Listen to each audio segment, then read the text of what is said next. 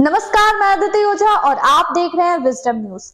जहां एक तरफ भारत में चुनावी मैदान में नेता युवाओं को लाखों नौकरियां देने के वादे कर रहे हैं, देश से बेरोजगारी खत्म करने के वादे कर रहे हैं, वहीं बड़ी बड़ी कंपनियों से लेकर स्टार्टअप तक की कंपनियों के विश्व भर से अपने कर्मचारियों के छटनी करने का दौर जारी है।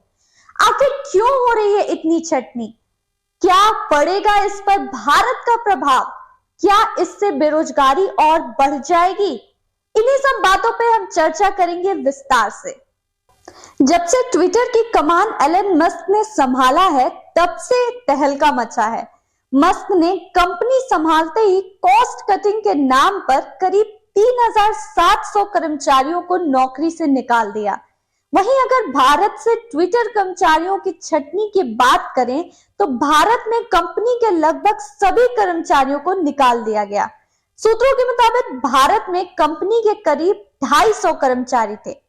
हालांकि ब्लूमबर्ग की एक रिपोर्ट के अनुसार बीते दिनों निकाले गए कर्मचारियों में से कंपनी कुछ लोगों से संपर्क साध रही है और उनसे काम पर वापस लौटने के लिए कह रही है। जानकारों का मानना है कि जिन लोगों को वापस आने के लिए कहा जा रहा है, उनमें से कुछ को गलती से निकाल दिया गया था, जबकि बाकियों के बारे में मैनेजमेंट को बाद में इस बात का एहसास हुआ कि जिन बदलावों पर मस्क विचार कर रहे हैं, उन फीचर्स को बनाने के लिए इन लोगों का अनुभव जरूरी हो सकता है। ट्विटर की छटनी के बाद अगले दिन खबर आती है कि फेसबुक की पेरेंट कंपनी मेटा भी बड़े पैमाने पर छटनी की तैयारी में है। फेसबुक की पेरेंट कंपनी मेटा के शेयरों में इस वर्ष अब तक 73% की गिरावट आ चुकी है। कंपनी के शेयर साल 2016 के अपने न्यूनतम स्तर से भी नीचे पहुंचकर S&P 500 इंडेक्स के सबसे खराब प्रदर्शन करने वाले शेयरों की सूची में शामिल हो गए हैं।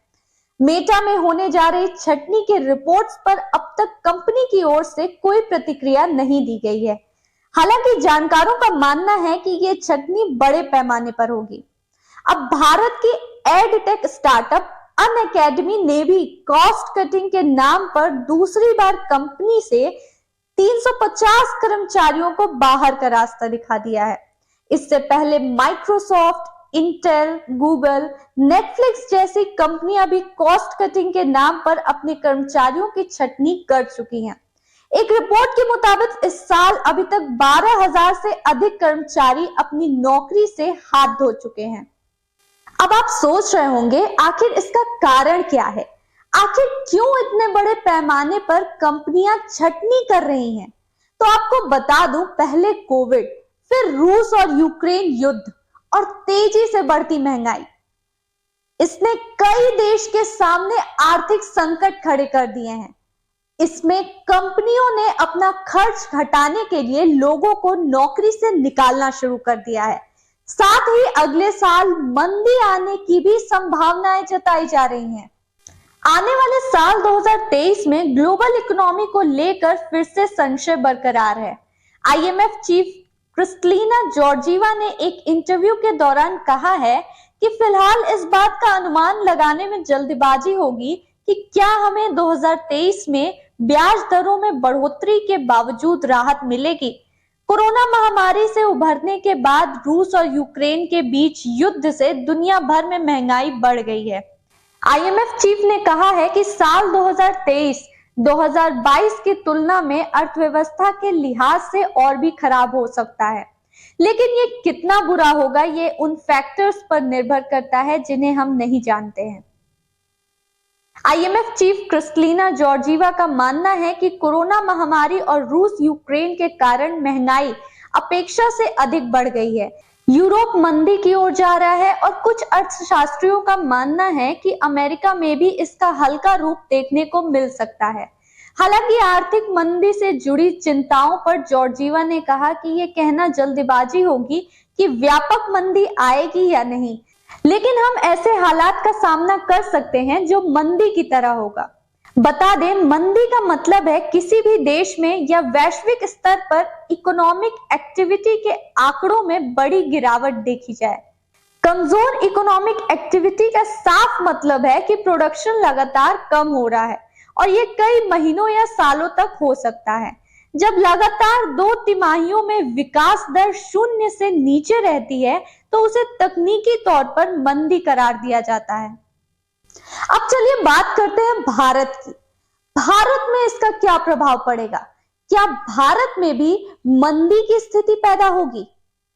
इस पर global market expert Ajay Bagga का मानना है कि भारत में मंदी की संभावना नहीं है, हालांकि ग्रोथ की रफ्तार धीमी पड़ सकती है। दरअसल भारत की अर्थव्यवस्था की 65% निर्भरता घरेलू खपत है। ऐसे स्थिति में ग्लोबल मंदी का असर भारतीय इकोनॉमी पर ज्यादा नहीं पड़ेगा।